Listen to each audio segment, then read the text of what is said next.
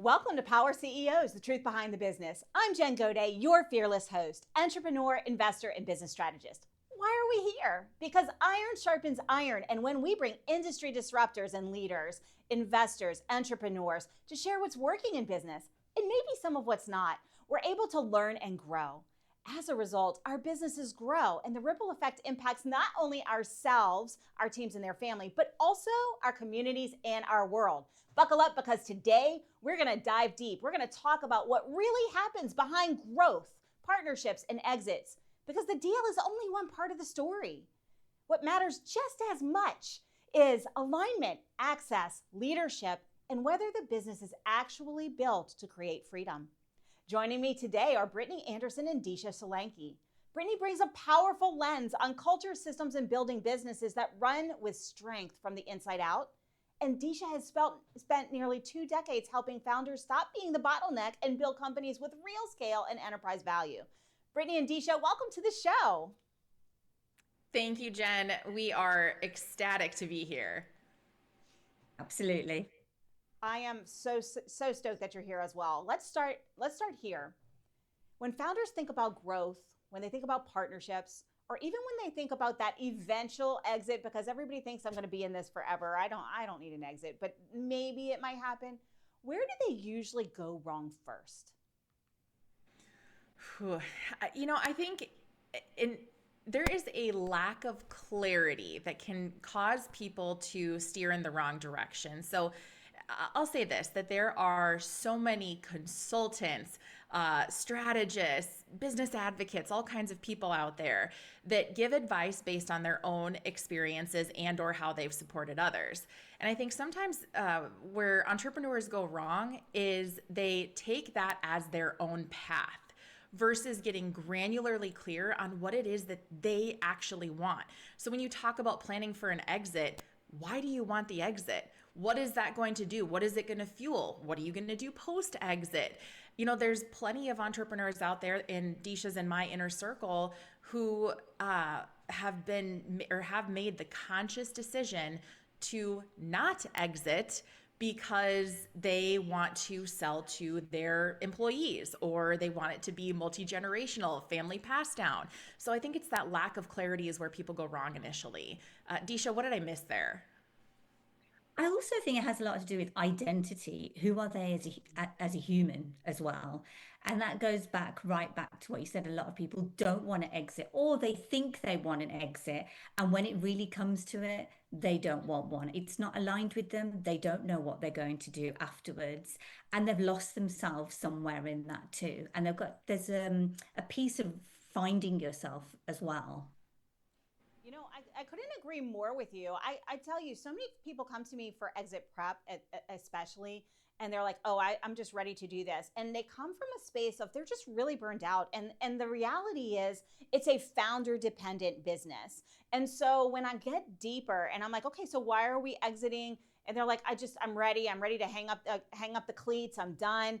But really what's fueling that is the fact that they're doing too much in their business, even though and they're operating their maybe $25-30 million business the same way they did when they were building it in the first million. So they're really, really involved. And then when we take a step back, they go, wait a minute, if you exited your role, why would you give up this kind of cash flow?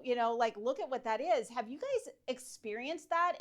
And what advice would you have for the people watching? Because I know there's people watching who are like having that day and they're like, man, I'm just ready to throw it all in. Like, what are your experiences there? And what advice do you have for the people who are watching who may be in that sort of a situation? It's funny that you bring this up because I think it depends on sometimes even the hour, the time of day where you're like, that's it. I'm done. I'm out. So we can only speak from our own personal experience, but I think taking that step back, you kind of mentioned, Jen, if you can set up your systems and your business to run without you, and at the same time, make sure that your team, your clients, your customer base is all taken care of. That's all part of the way out.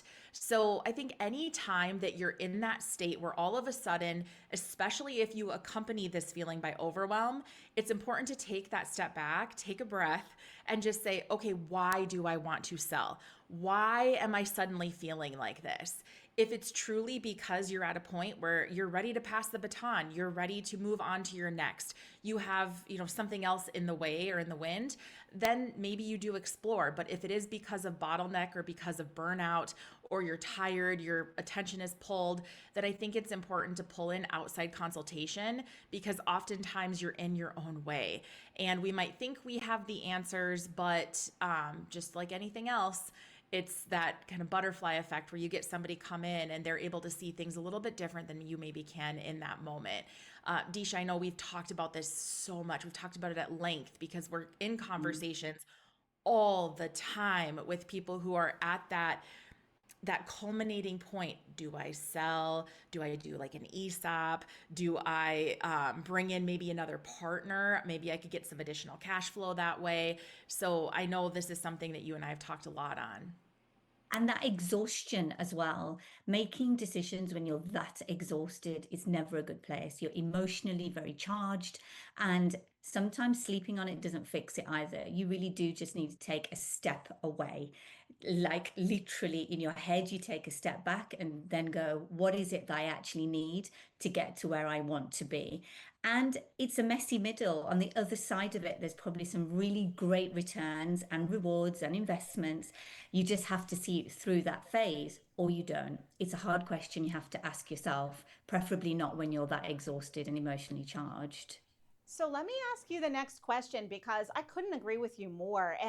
And there's a shift that has to happen, whether you're going to exit or whether you're going to decide to take yourself out of that role, and your identity is wrapped in that role. And Disha, you mentioned identity earlier in this segment, and so talk us through, what does that shift actually look like? What does it look like moving from the builder and the operator to more that founder mentality, where you're passing the baton on your roles, even if you still have the company? And then what identity shift has to happen if you're going to actually prepare to exit? Because a lot of times deals fall apart at the table, not because of the money, not because of the due diligence, not because of anything other than the owner gets cold feet and they're afraid of what is going to happen next, or that they're lacking in purpose once this happens. So can you kind of dive into that a little bit for our viewers?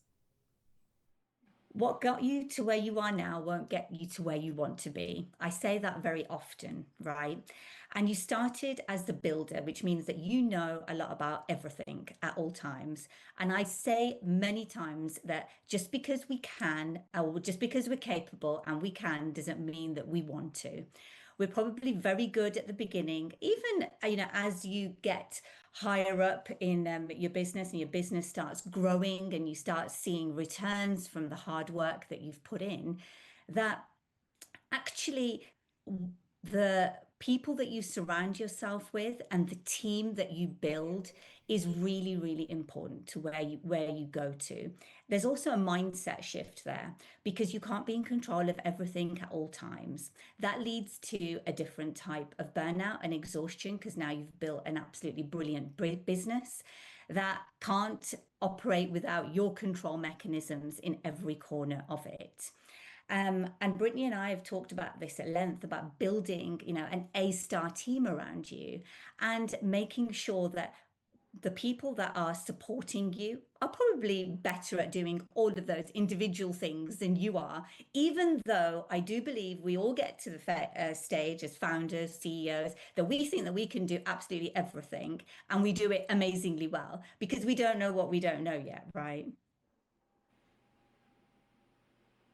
You're absolutely right. So let me shift to the deal that you have done, that maybe after the fact, you thought you ended up giving something up that you didn't realize you valued as much, or after the fact you're like, man, I wish I would have negotiated this differently. What was that like? Think about the first deal where you were like, that didn't go as planned, or I didn't really think about this. I wish I would have thought about this and renegotiated in this way. I can start with that one. Before we even get into maybe the desire for renegotiation or shifting things, I think there is not enough emphasis in the M&A world, mergers and acquisitions world, that talks about the emotional side of it. And Mhm. so when you get on the other side, you cannot predict or anticipate the feeling and the emotion that comes from all partners involved. Whether you're the founder or you're a previous, partner that has bought into a firm or whatever that is, there's a lot of weight that's carried. So I just want to honor that and call that out, because I don't know that people can truly anticipate how much emotion is wrapped up. You've been in this together, you've built together, you've shown up every day. So that's so important. And I think I'm a huge believer in working with either a coach or a consultant or somebody who actually helps and specifically works with entrepreneurs who have gone through or are going through exits, because it helps you get ahead of the game a little bit before those things pop up or those feelings pop up that you can't anticipate. So as far as the actual negotiation, I think that it's really, really important to be clear on how you want to spend your time and what level of involvement you want, if any, with the company post sale. So if you're not incredibly clear on what that looks like, that's where all of a sudden you might have animosity creep in, or regret, or that feeling of what the heck did I just do. So I think it's really important to look at, how do I want to spend my time? What is the level of involvement? Understand that things are going to change, even though a broker may say, no, everything's going to be fine. If you stay on, it's going to be just like normal, just like everything else. It's not. It is not normal. It is different. Right It is about change. that. You're absolutely right about that. Unfortunately, we do have to take a brief break, but the reality, folks, is the deal isn't the end of the deal, and it's all about clarity. Next up, we're going to dive into partnerships, because long before the exit, you made a decision that either set you up or boxed you in. Coming up right after these messages.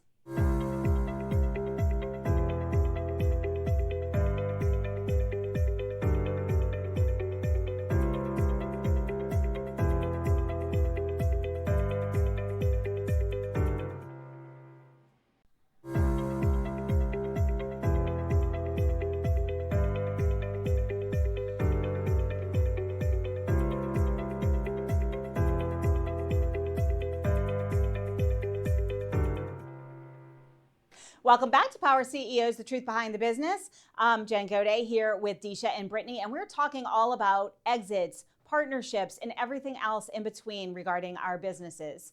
Listen, you don't lose in the deal. You lose in the partnership you chose before it. We've got very seasoned guests on to talk about what people have gotten wrong, and some of the things, Brittany and Disha, that I've seen kind of behind the curtain. They're chasing an opportunity or a paycheck over alignment. Maybe they ignore some early red flags when they're going down this, especially if they're partnering with capital in order to enter M&A or growth or scale. Maybe they're not fully defining the roles and the exits up front.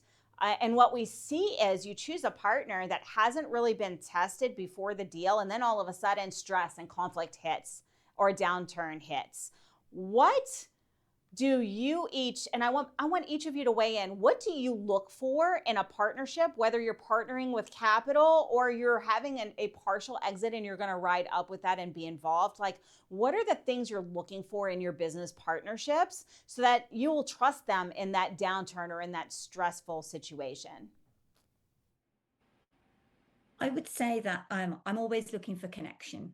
What's the human behind the deal or the partnership look like? What are they like in their personal lives? What are they like with their friends? And I like to get to know them as human beings, not just the deals and the partnerships that they're making.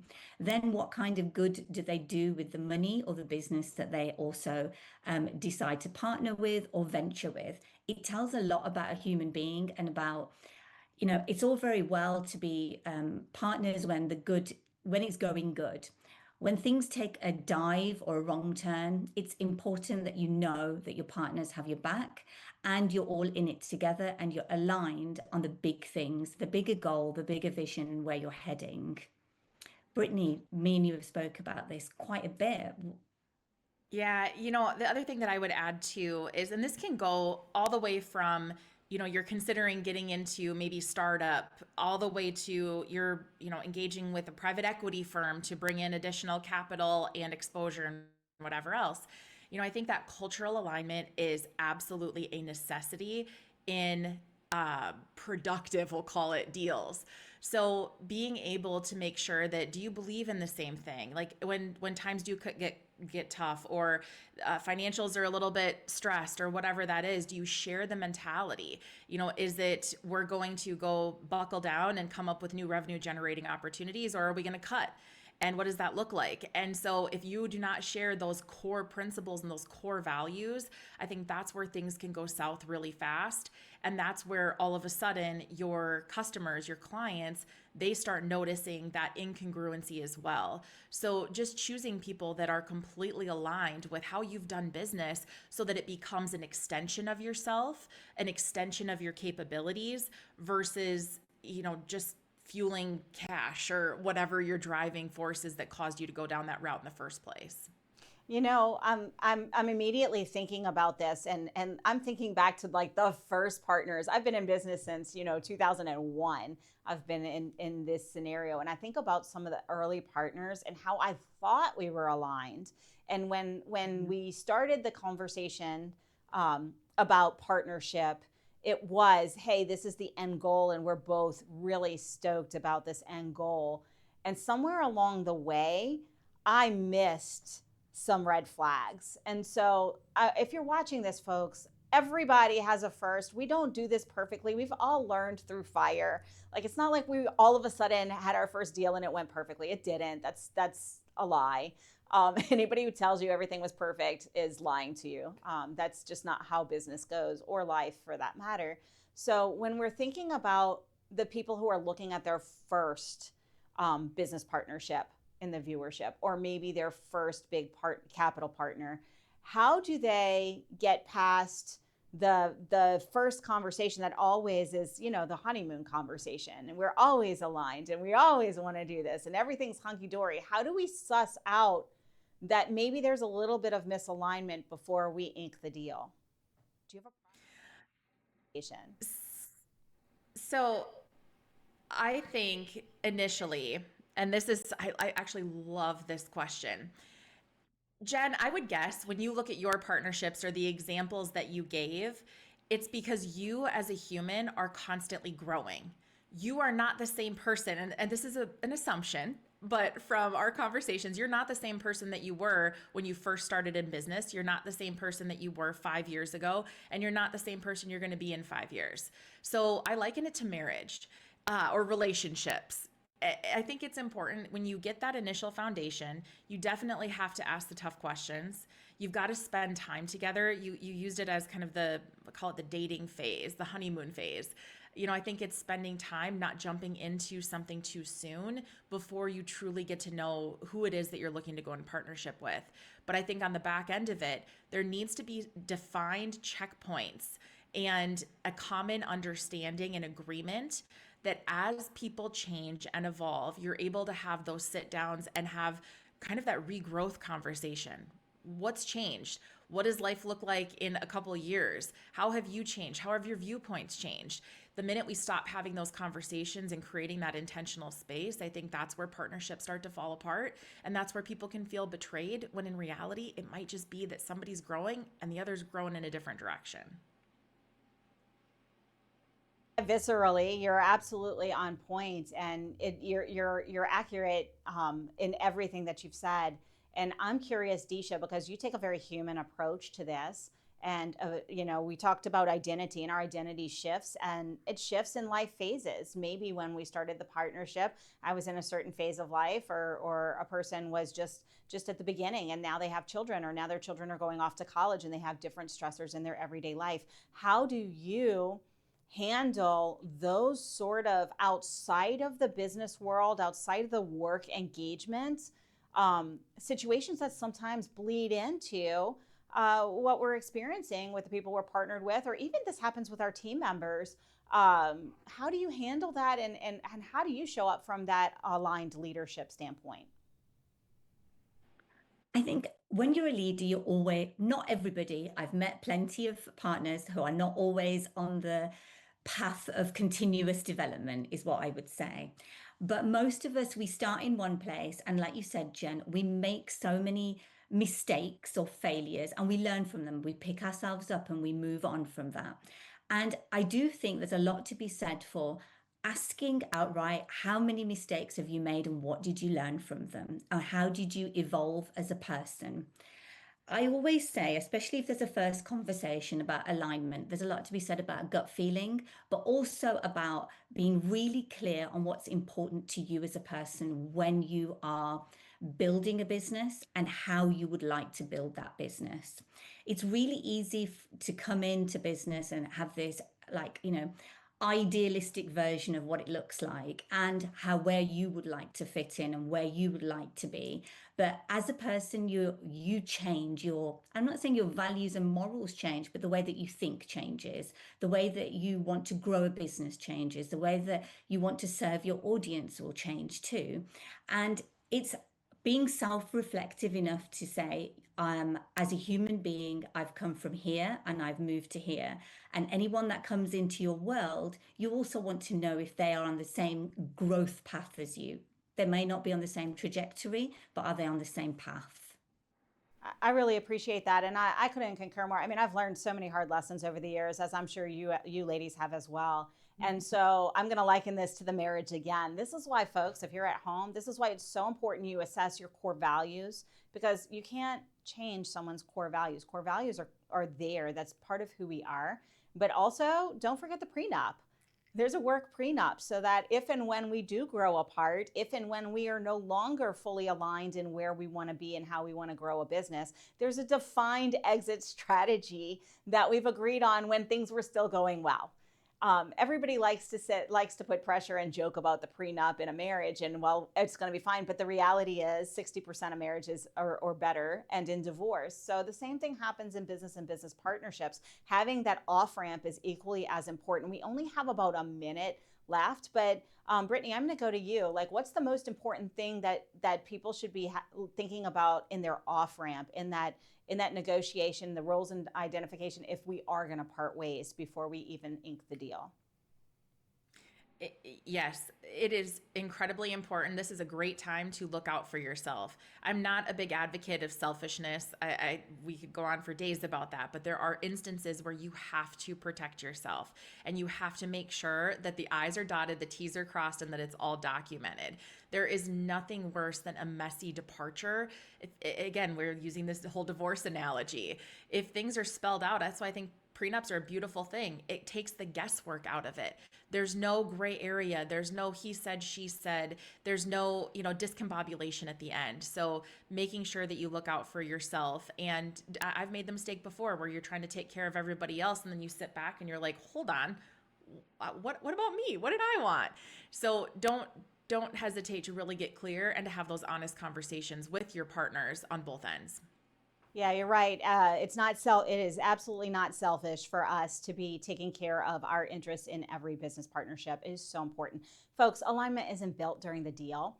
It's revealed under pressure. That's what stress tests every relationship. So make sure that you're structuring your business deals with an off ramp and with very clear role identification and delineation so that there's no guesswork in there. Coming up next, the conversation most people avoid. Who actually gets access to capital, opportunity, and leadership, and why the gap exists after these important messages.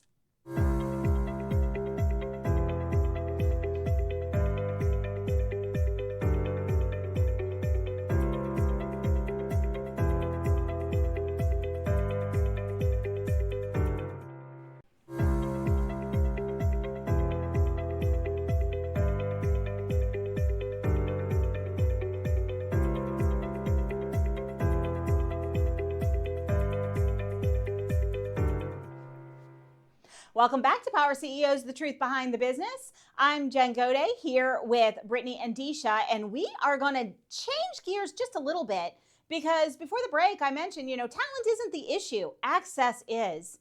I want to dive into women in business, and especially when we're thinking about capital allocation. When we think about women in the financial conversation, it still occurs that we're underrepresented in capital. We're underexposed to deal flow. A lot of times we're undersponsored. We get mentors that maybe have shown us the way, but they really haven't closed that financial literacy gap from us. So this isn't about capability as much as it is about exposure. So I know, Brittany, this is your jam, and this is something that you're very passionate about. Talk to me about that financial literacy gap. Why is it there? And still in 2026, let's be real, why is it still there? And what can we as powerful females and even the men watching, how can we sponsor that and help alleviate that and close that gap? I'll start out by saying that I think a lot of times for women in particular, we tend to hesitate to ask for help. And this is no different when it comes to a capital raise, when it comes to the financials in our business and in our lives. So I just wanted to call that out first, that autonomy and independence is not always the path to least resistance. So I think the other thing too here is that women are less inclined, especially, female entrepreneurs, let's take this segment in particular, less inclined to put themselves in the rooms that they need to be in to have and generate these conversations and these opportunities. So you look at, let's call it different, and I'll go a little bit, maybe a unique, viewpoint on it, but mastermind groups, areas where people are constantly talking in deal flow. They're talking about capital raise. They're getting that exposure that they need. They're just not putting themselves in the rooms. So the conversation and the question doesn't come up. I think it's also less focus on women in particular when it comes to how to even approach that topic. I know for me, there's still hesitancy, or call it ignorance even, dare I say that word, in how to approach it in certain capacities. So I think the starting point is making sure that you are putting yourself in the rooms with the people that actually know how to go about it, so that you don't feel like you're the lone wolf trying to navigate a man's world. Dare I say that? So I think that's one of the biggest issues to start with. So let And me I'd add. also Oh, I'm add sorry. to that. Go ahead. I'd also add to that we're also almost trained to, as women, to go, we don't know 100% about that topic, whatever it may be. We don't know enough financial language to be existing in those rooms. When the truth is, we probably know enough, and we may very well know more than our male counterparts. We just don't know that yet until we start entering those conversations. Well, there's a couple of thoughts I had, and I think maybe one of these goes to Brittany and one to Disha. But I immediately think about I build business athletes. I worked with elite athletes in sports medicine. I switched that over to business, and everything is about finding the edge. But finding the edge is about putting the reps in. And I think that what I'm hearing from both of you is we're not putting ourselves in the room. We're waiting until we're ready instead of putting those reps in and building that resilience, that toughness, and learning as we pitch and we pitch and we pitch. Because let's face it, the first time I raised capital, I got a whole heck of a lot of failing on my face and nose before somebody pulled me aside and said, this is actually the language that you should be using in here. And I had no idea, because I had hired mentors to help me through the process, but I wasn't speaking the private equity language. I was speaking more of a traditional banking language. And so I think it's about putting in the reps, and then the other side of this is, I believe, more of an identity and a societally conditioned piece. And that's, we're not supposed to talk about money. A lot of us were raised where you just don't discuss money. It's rude, or whatever it was that came from our upbringing or the way that we were raised. So can you guys weigh in on those things? Like, how can we create that safe space for women to put in the reps so that they can build that financial literacy and that confidence, because it's what we're talking about, so they can do deals, so they can structure them appropriately, so they can raise capital? And then also, how do we shift that mindset or that old belief structure that we shouldn't be talking about money?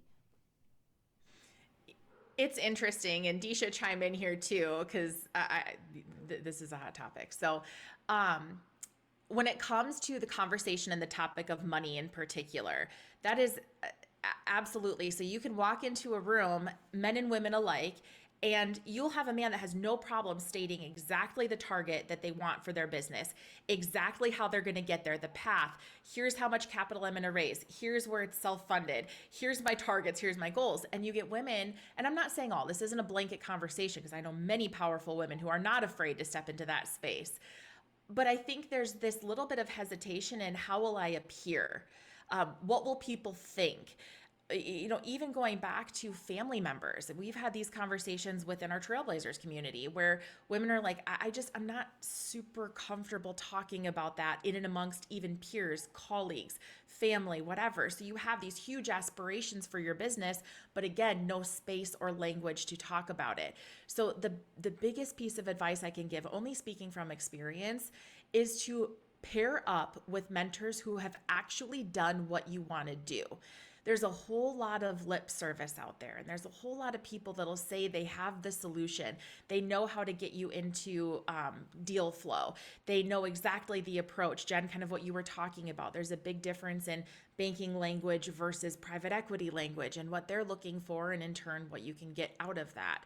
So I think partnering with somebody or having a mentorship relationship with somebody that's done what you want to accomplish, they can actually speak from experience versus that kind of coach or teacher mindset.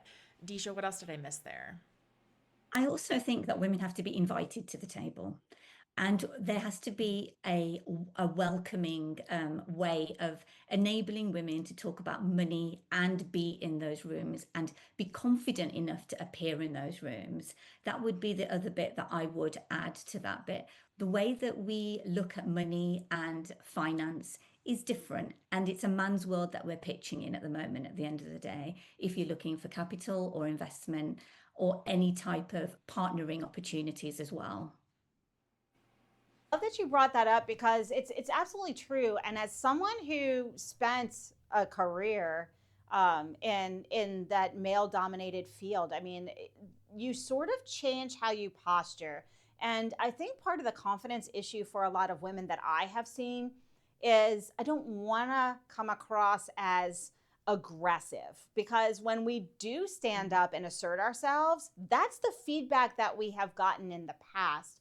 And so I would love to hear your take on this, because also this isn't just a women's issue. It's truly a performance issue for companies and investors, because I also see it when a strong, powerful woman has exited and now she becomes an investor. Well, that's a learning curve. It's a different set of rules that we're playing. It's different things that we're thinking about. And I'm speaking from experience. I missed the boat on my first one when you fail forward.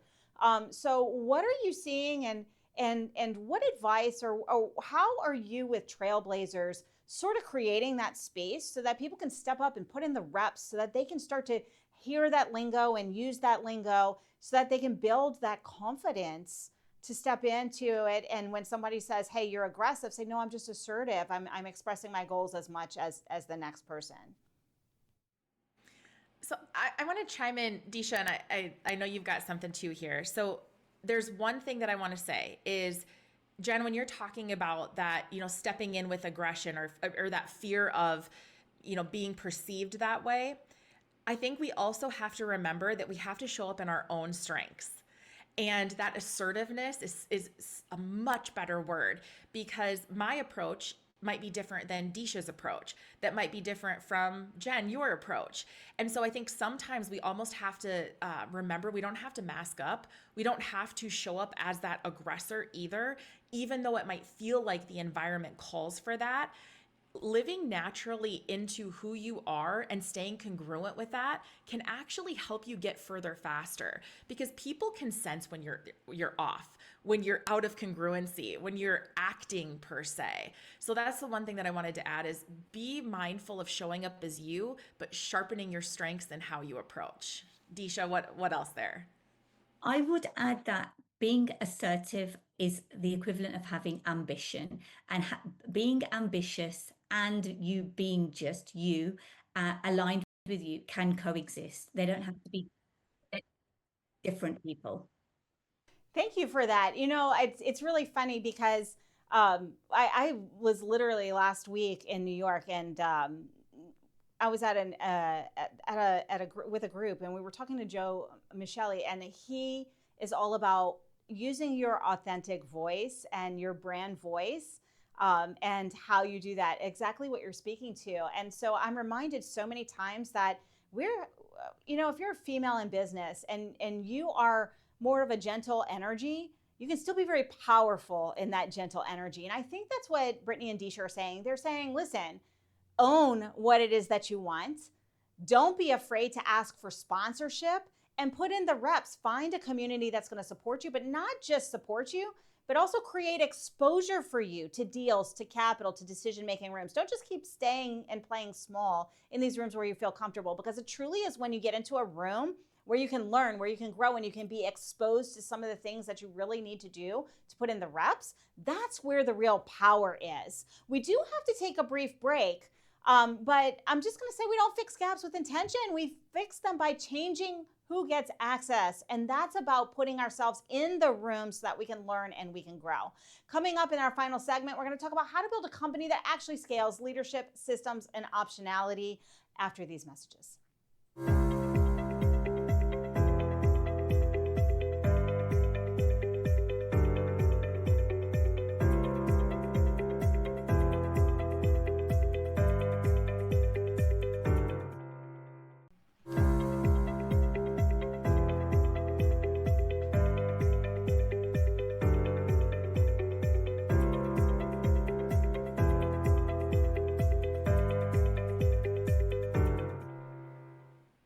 Welcome back to Power CEOs, the truth behind the business. I'm Jen Gaudet, and I am here with Disha and Brittany, and we have been talking about a whole lot of things.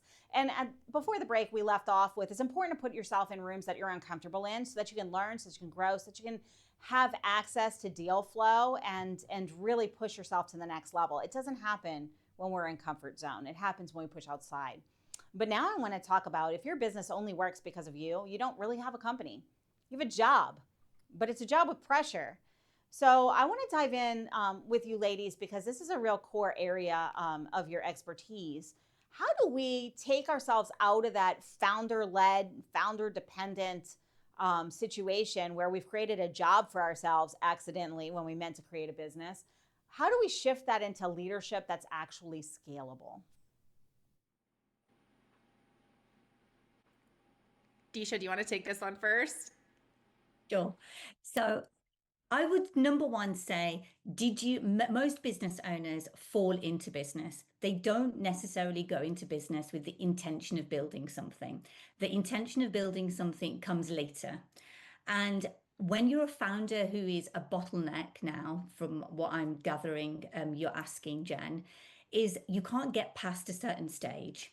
And that involves a degree of self-reflection, understanding the business that you've built right now, and are you really the person who's best served to do everything that you just set out to do?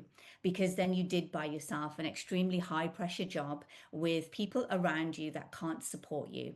So what I would say is you do need time out, and you have to figure out the who's in your business, not the hows of how you're going to get to where you want to be. Is your vision outlined? Do your team know it? And have you built an aligned team with that vision? So you're building a tribe around you, and they are all singing towards a shared vision. So are you a leader who's leading with vision, humanity, and goals now? And did your identity shift to be that person that you can envision leading a business that you would like to lead? The other thing I want to just chime in there too is getting really comfortable, because we just came off this segment where we're talking about capital raise and all of that, but getting comfortable with the notion of margin compression and understanding that it takes investment into yourself and your future to grow and to become that next level company.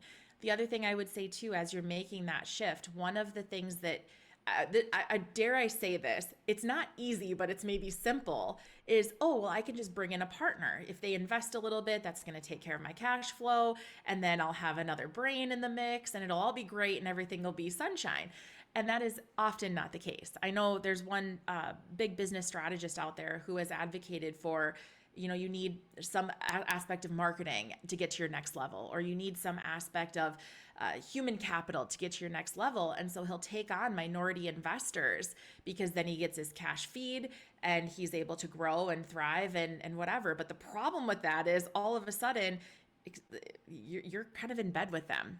You are then tied to them at a deeper level. So it goes all the way back to the beginning of our conversation here to make sure that you're making super strategic moves as you move out of that job as a founder to really sitting in that founder seat and taking the company to the next level. I want to kind of hit on what you just said there because it is so true. So many times we do look towards a capital partner, and then we take on these minority leaderships. And I'm gonna flip that and say, from an investor standpoint, I don't want an investment. I don't want to invest with someone that I'm that minority because I have noticed.